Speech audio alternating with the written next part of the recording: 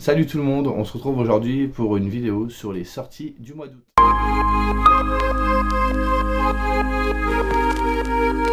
Alors comme vous le savez, c'est un style de vidéo que je ne fais pas, comme je vous ai déjà expliqué, je suis pas du genre à aller fouiner ce qui va sortir le mois d'après et tout. Mais bizarrement ce mois-ci, j'ai commencé à noter des titres, j'étais arrivé à je sais plus 7 ou 8 titres je crois. Et du coup je me suis dit bah tiens pourquoi pas faire une vidéo. Alors je pense pas que je le ferai régulièrement, je sais pas pourquoi ce mois-ci j'ai noté des titres alors que je le fais pas d'habitude. Mais bref, et en plus il y a déjà les copains qui le font avec le live de la wishlist de façon mensuelle. Mais je me suis dit ce mois-ci, pourquoi pas vous parler des titres qui me font envie. Donc je trouvais que 7 ou 8 titres c'était un petit peu léger, donc j'ai été chercher d'autres titres que j'achèterai peut-être pas forcément, mais qui me parlent et qui me donnent envie. Donc j'ai envie de partager ça avec vous, donc on le fait tout de suite. J'ai une aide manuscrite parce que sinon je me souviendrai jamais de tout. Donc la première sortie qui me fait très envie, et celle-là c'est sûr qu'elle arrivera dans ma bibliothèque, c'est le tome 6 de la BD Buffy contre les vampires. Je vous en ai déjà parlé. Ce sera une série en 10 tomes où c'est une sorte de reboot sur la série Buffy, où on revisite un peu la série sans la dénaturer, mais qui peut permettre aussi d'être accessible à des gens qui n'ont pas vu la série, sans pour autant être ennuyante pour les gens qui sont fans, parce qu'ils vont un peu modifier la temporalité des événements, ce genre de choses. J'ai lu les 4 premiers tomes, puis le 5e qui est là. Je l'ai pas lu celui-ci, mais j'ai lu les 4 premiers tomes et j'avais été agréablement surpris. J'avais beaucoup aimé le ton qu'avait pris la chose. Donc c'est de Jordi Belair chez Panini. La BD coûte 18 €. Donc pour tous les fans de Buffy, j'espère qu'il y en a sur cette chaîne quand même, parce que moi je suis un grand fan. Et celle-ci c'est sûr, je me la procurerai, elle est déjà précommandée. Le 17 août, alors bien évidemment je ne pouvais pas passer à côté, je vais vous parler aussi d'auto-édition. Il y a un titre qui va sortir qui s'appelle Dan de Aurélien Lénars. Donc c'est un tome 1, vous aurez le titre ici, je ne sais plus si le tome 1 a un titre particulier, je ne sais plus. C'est un titre de dystopie young adulte. 15 ans avant, il y a des phénomènes surnaturels qui sont survenus et qui ont engendré une guerre. Ils ont réussi à détruire ces phénomènes. Et 15 ans après, tout Paris a été repensé, reconstruit différemment. Et Dan va ressentir bizarrement des signes avant-coureurs comme quoi ce mal qui était présent il y a 15 ans est en train de revenir. Et qui sera encore pire que la fois d'avant. Si je vous parle de ce titre, c'est parce que j'ai été bêta lecteur sur cette lecture. Aurélien avait lancé un appel à candidature pour lire son roman et lui faire un retour. Moi j'avais postulé et j'ai été retenu, donc j'étais très content. Donc je remercie d'ailleurs Aurélien pour sa confiance. Et du coup moi j'ai lu la version initiale, depuis il a été retravaillé. Et j'avais beaucoup aimé. Du coup j'aimerais bien découvrir la version finale. Et en plus je trouve que la couverture elle est absolument topissime. Donc j'ai très hâte. Vous inquiétez pas, dès que c'est en ligne, je le commande d'office. Je suis très hypé par la redécouverte de ce titre dont je vous parlerai aussitôt bien évidemment. Le 17 août sort aussi également Sailor V, donc on sera sur du manga, donc ce sera en 2 tomes, c'est chez Pika Édition, donc au prix de 14,90, c'est un shoujo, bon, Sailor V, ouais, c'est un peu le préquel de Sailor Moon, c'est une petite série à la base qui était en 3 tomes, que là ils ont rassemblé en 2 tomes, qui vont mettre dans le même format que l'éternelle édition des Sailor Moon que je vous montre régulièrement, et qui a servi de base à la série Sailor Moon. Bon il sort après, mais dans l'ordre c'est sorti avant. Donc on va sur une jeune fille qui va tomber sur un choc qui s'appelle Artemis et qui va lui faire comprendre qu'elle est Sailor Vénus. C'est exactement le même pitch que pour Sailor Moon. Donc comme j'ai les Sailor Moon, je veux aussi Sailor V, bien évidemment. Également en manga va sortir un nouveau titre de Junji Ito chez Mangetsu qui s'appelle Zone Fantôme, c'est un tome 1. Il est à 16,95. Donc comme vous le savez, Junji Ito, je suis hyper fan. Donc, et plus j'en lis, plus j'aime. Donc ici on sera sur un recueil de nouvelles encore une fois, où on va suivre une jeune femme qui est prise de sanglots incontrôlables, un internat catholique qui semble vénérer une Sainte Vierge comme une divinité à part entière, c'est assez bizarre. On va également revoir la forêt des suicides avec un déferlement d'Amérante, et également un étudiant qui se demande s'il ne serait pas un tueur en série, et notamment celui qui défraie la chronique ces derniers temps.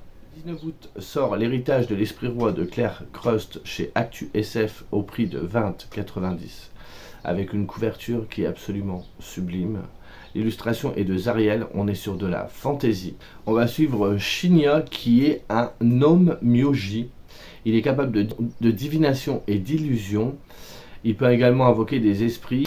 Alors qu'il revient d'une mission, il est convoqué par l'empereur pour sauver sa fiancée. En sauvant sa fiancée, il va découvrir certaines choses. Il va devoir retourner sur la ville des esprits où il s'est rendu adolescent et qu'il l'avait un petit peu traumatisé parce qu'il avait été fait prisonnier. Et ça va lui mener une grande mission. Il va devoir réussir son objectif pour maintenir l'équilibre entre le monde des humains et celui des esprits. Le 22 août sort chez les éditions du Chat Noir Le Respire. Donc c'est une novella fantastique au prix de 12 €. Donc on va suivre Pierre Francinon qui est un jeune étudiant qui est persuadé d'avoir tué son prof juste par la force de son esprit. Jusqu'au jour où un autre professeur vient le remplacer et il se rend compte que ce professeur ne respire pas. Donc il va vouloir mener l'enquête et savoir ce qu'il est, ce que c'est. Et implicitement, il va y avoir une certaine relation un petit peu macabre qui va se créer parce qu'il va avoir une fascination morbide pour son professeur. La couverture est absolument sublime. Et chez Chat Noir, c'est pas le seul titre qui m'attire, vous allez en voir d'autres dans pas longtemps. Le 24 août sort chez Hachette Heroes à chaque génération de Kendare Blake. Donc ici, on est encore dans l'univers de Buffy. Et l'autrice nous choisit ici de nous écrire la suite de Buffy où on va suivre la fille de Willow qui s'appelle Frankie. Donc j'en sais pas beaucoup plus, je ne veux pas en savoir plus. C'est une série qui aura plusieurs tomes. Le deuxième tome sort aux États-Unis fin janvier. Mais j'ai lu quelque part que Hachette Heroes ne sortira la suite que si le premier tome marche. Malheureusement, je trouve qu'en France, Buffy est beaucoup moins mise en avant qu'à l'époque où il passait à la télé. Donc j'ai un petit peu de doute, j'aimerais bien que la suite sorte aussi parce que ça me ferait chier d'avoir le premier tome et de ne pas avoir la suite. Mais ils vont attendre des résultats et savoir si ça se vend. À l'époque, il y avait eu, vous savez, une réédition, je ne sais pas si vous les voyez là, des romans qui étaient parus d'abord chez Fleuve Noir de Buffy et ils les ont arrêtés parce que je pense que c'était faute de succès. Mais à côté de ça, les BD continuent à sortir chez Panini, donc je ne sais pas, je souhaite vraiment que ça marche. Et je souhaite vraiment découvrir cette suite de Buffy. Si vous voulez avoir plus de renseignements, vous pouvez vous rendre sur l'Instagram de Benjamin. Il l'a déjà lu en VO, il l'a chroniqué. Et Benjamin est aussi très fan de cette série. Et ses retours étaient plutôt bons. Ben, son retour était plutôt bon. Donc pourquoi pas. Moi j'y vais, c'est sûr, celui-là je le prends. Il est un petit peu cher, il est à 24,90 €. Le 25 août, chez Monsieur Toussaint Louverture, il y a la réédition de La Maison des Feuilles de Marc Danielewski, donc qui n'était plus vraiment disponible au prix de 27,50 €. Alors c'est un prix certes conséquent, mais le livre est assez gros. Vous avez pu le voir pour Backwater, Monsieur Toussaint Louverture, il fait un boulot de dingue, ou même pour Zephyr Alabama que je vous avais montré. Donc j'ai vraiment hâte qu'il arrive, parce que je l'avais cherché à l'époque dans l'ancienne édition, c'était chez De Noël je crois. Et il était plus du tout disponible ou alors c'était à des prix exorbitants. Donc je pense que face à la demande, ils ont décidé de le ressortir. On va être sur une maison assez étrange qui est plus grande à l'intérieur qu'à l'extérieur. Il y a vraiment une expérience de lecture, que ce soit au niveau de l'histoire mais aussi au niveau de la structure du texte. Il y a vraiment un lien qui se crée entre les deux. Vous pouvez avoir par exemple tourné une page et tomber sur un texte qui va être écrit sous forme de carré ou juste dans un coin de la page. Donc j'ai vraiment hâte de découvrir aussi ce titre qui finira forcément dans ma palle. Ici, c'est un titre à prendre avec des pincettes, je n'ai aucune certitude. Parce qu'à la base, il sortait chez De Saxus, c'est le nouveau TJ Klune qui s'appelle Under the Whispering Door. J'avais adoré, vous le savez, La Maison au milieu de la mer céruléenne. Là, c'est le nouveau titre, mais le prix, je ne le connais pas. Il était annoncé, mais comme De Saxus a reporté plein de sorties, je ne sais pas s'il sera vraiment là fin août. Donc on va suivre Wallace, dont le faucheur vient le chercher. Wallace comprend très vite qu'il est mort. Et en attendant de passer de l'autre côté, parce qu'il se rend dans une espèce de magasin de thé assez étrange, il va rencontrer le propriétaire qui s'appelle Hugo. Hugo se propose de l'aider à passer de l'autre côté, mais Wallace, il n'a pas envie de partir tout de suite parce qu'il sent qu'il a manqué des choses dans sa vie, qu'il n'a pas... Voilà, il lui manque quelque chose, il a un sentiment qu'il n'a pas accompli tout ce qu'il devait accomplir. Il lui reste une semaine avant de passer de l'autre côté, donc il va décider de vivre une vie en 7 jours. Le résumé a l'air génial. Si c'est comme La Maison au milieu de la mer céruléenne, moi je signe tout de suite. Alors après, est-ce qu'il sortira à cette date? Pas sûr, il n'y a pas encore d'annonce au niveau de Saxus. Donc à prendre avec des pincettes concernant cette information. Mais j'espère que ce sera vrai parce que celui-là, j'ai vraiment hâte de le lire. Le 31 août sort une autobiographie de la chanteuse Rose. Alors je ne sais pas si vous la connaissez, moi c'est une chanteuse que j'aime beaucoup, que je suis depuis ses débuts.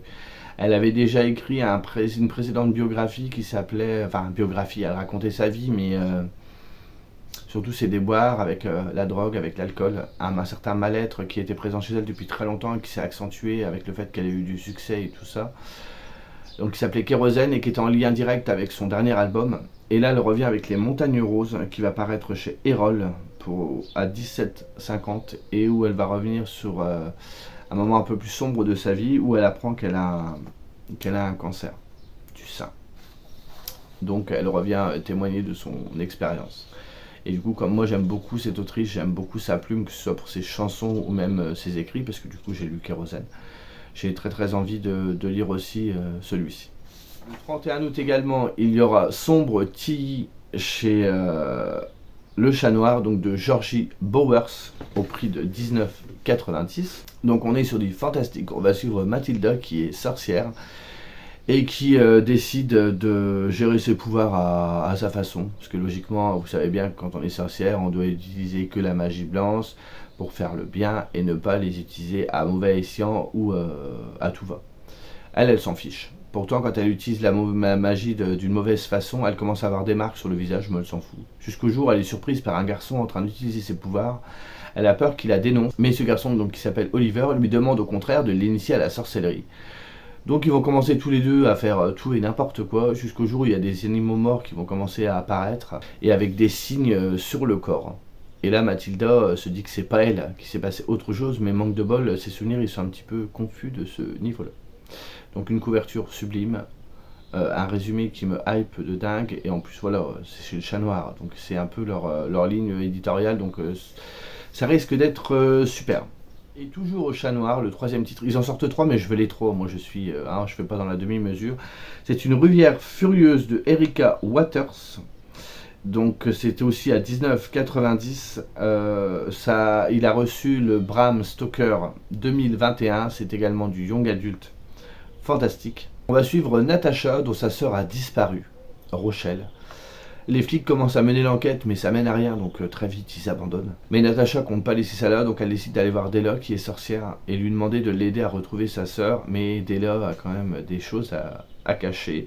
Mais elles vont s'allier toutes les deux pour essayer de la retrouver, en espérant que pour elle tout se passera bien, parce que les secrets que connaît Della peuvent entraîner des petits problèmes. Chez Brajlon va sortir la nouvelle série de C.S. Pacat qui a écrit Le Prince Captif.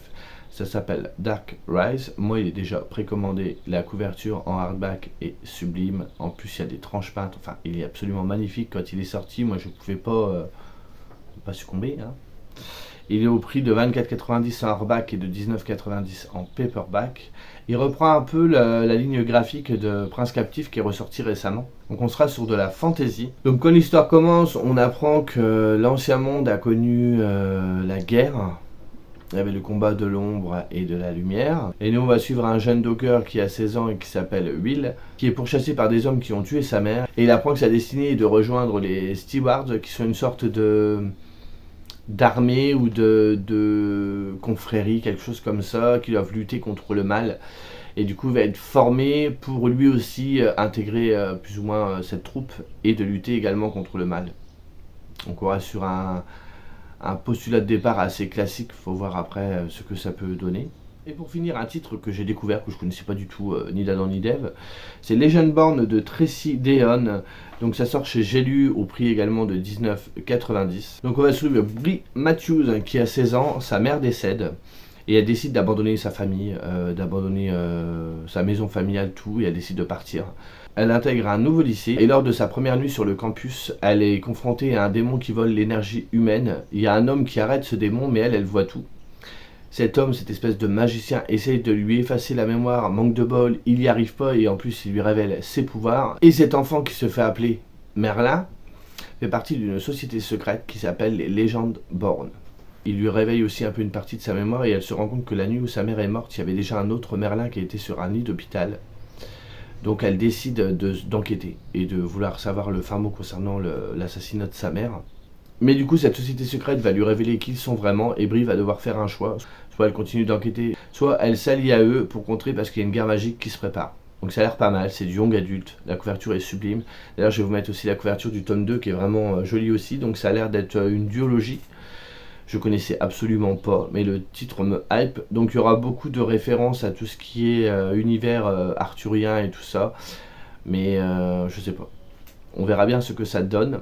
Donc je ne pense pas tout acheter ce mois-ci, mais je garde les titres en tête. Donc j'espère que ça vous aura plu et que ça vous aura donné des envies. N'hésitez pas à me dire si vous des titres vous plaisent dans le mois qui arrive. Je serais curieux d'aller jeter un oeil sur ce qui vous fait envie.